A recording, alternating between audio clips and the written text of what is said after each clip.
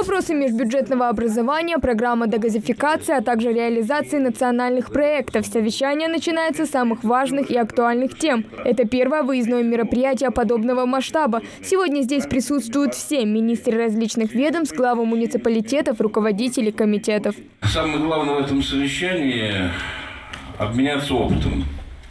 Поэтому я прошу докладчика рассказать о тех вещах, которые у вас получаются лучше всего, а присутствующие послушают. И, наверное, обратно, что не получается. И коллеги тоже дополнят. Промышленность, экономика, сельское хозяйство, образование, здравоохранение. О социально-экономическом положении муниципального образования присутствующих информирует глава администрации Малгобека Муса Агалаев. Что касается бюджета города, в 2022 году доходная часть бюджета запланирована в объеме 259 миллионов рублей, что почти на 6% ниже, чем в прошлом году. Если из бюджета исключить субсидии и трансферты, по государственным программам бюджет 2021 года составит 204,6 миллиона рублей, а на 2022 год составляет 212,2 миллиона рублей, что на 4% выше, чем в 2021 году.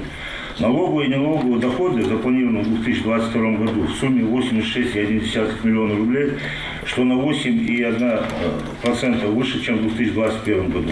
Собственные доходы за 7 месяцев составили 52,2 миллиона рублей, при плане 50-254 миллиона, или 104%. В 2019 году в сентябре месяце кредиторская задолженность администрации города Малгобек составляла 93 миллиона. На сегодняшний день кредиторская задолженность составляет 70 миллионов рублей. В 2021 году местные власти берут курс на развитие инфраструктуры города и строительство новых объектов. Так, на сегодняшний день в Малгобеке 13 школ и 10 детских садов. В этом году ведется строительство 4 объектов, 1 переходящий с прошлого года и 3 новых. В процессе и капитальный ремонт общеобразовательного учреждения под номером 18. Важным аспектом остается и вопрос застройки второго микрорайона на 110 гектаров. Это по 110 гектаров, школа недостроенная, там идет возбуждено уголовное дело. Там компетентно он разбирается по решению, да, уже будет решение или судебное решение, после этого, значит, будем обращаться снова в федеральные органы о выделении средств. Ну и другое, мы с самим Шавхалом встречались неоднократно, он от ответственности не уходит и обещает эту школу достроить, но пока только обещание по этой школе. Все, что касается 13 жилых домов, очистных сооружений и вот этой недостроенной школы.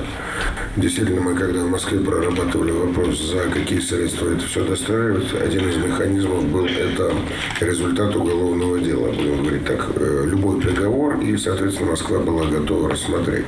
Но в связи с тем, что сейчас в Москве разрабатывается новая программа по достраиванию незавершенных объектов, я предлагаю Минстрою поручить проработать вот этот механизм с точки зрения оформления этих объектов как недострой и, соответственно, появления новых титулов уже в программе по незавершенке.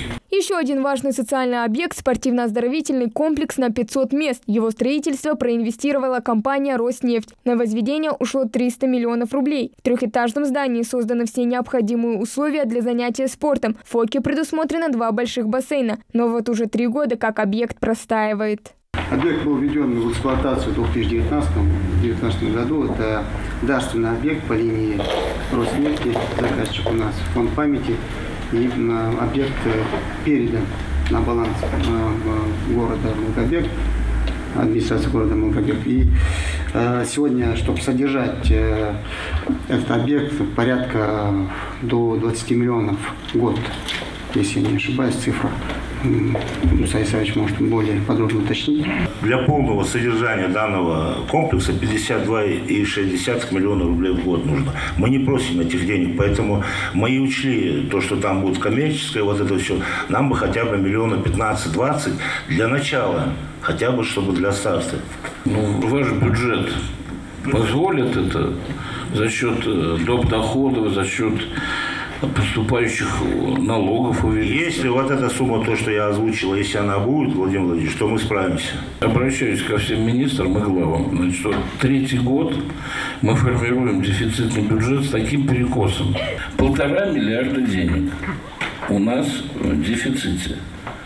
Значит, знаете, все эти меры бюджетного принуждения, все эти расходы наши, государственный долг. Поэтому бюджет 23-24 будет формироваться от обратного. Мы сначала удовлетворим все социальные запросы, медицинские, учителя, фонд. Задача самим искать деньги, дополнительные доходы. Город воинской славы с каждым днем все краше. В 2019-м здесь начались работы по благоустройству придворовых площадок. Также на десятках малгобекских улиц наладили канализацию. Уже в 2020-м кардинально поменяли свой облик и улицы Асканова, Этуша, Базоркина, Восточная, Спокойная, Гоголя и Горданова. Здесь обновили дорожные тротуары, заменили фонарные столбы, предусмотрели парковочные площадки. Обрадует в скором времени жители города и строительство культурно-досугового центра. В принципе, программа такая есть, мы в ней участвуем. Конкретно даже в этом году у нас 2 реконструкции, мы это знаем прекрасно. Для того, чтобы войти в эту программу, я считаю, муниципалитет должен Министерству культуры передать этот дом, это сооружение. И, соответственно, дальше уже совместно с Минстроем Республики заходить в Минкультуру России в программу по реконструкции. Ну, вы знаете такой механизм? Кто может ответить? В этом году мы уже подали в программу реновации культурных учреждений.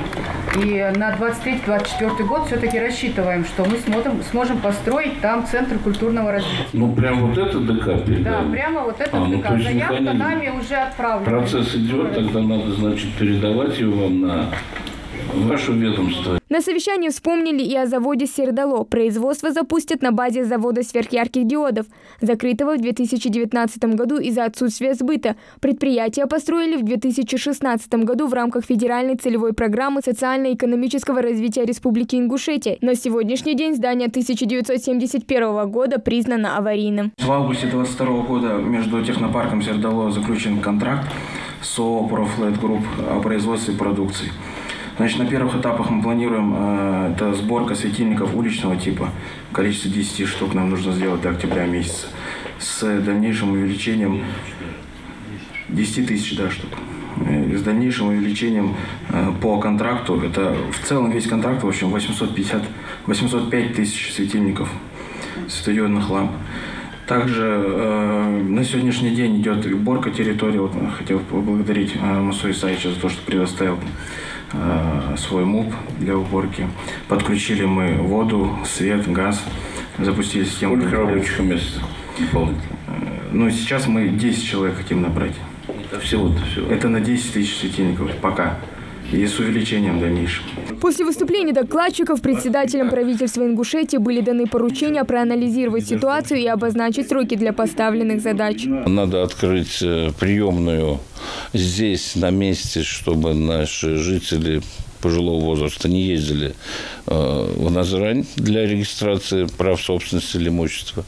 Поэтому здесь будет работать такая выездная бригада. И второе, это у нас по спорту оживление вот этого стоящего 2 года уже бассейна, которому надо вот найти решение именно как коммерческого зарабатывания денег, так и некоторого бюджетного финансирования на содержание. Потому что эти вещи требуют большого содержания на электроэнергию, основные фонды мощности. Все присутствующие обозначили важность такого формата мероприятия. Теперь их планируют проводить чаще, раз в месяц в каждом городе республики.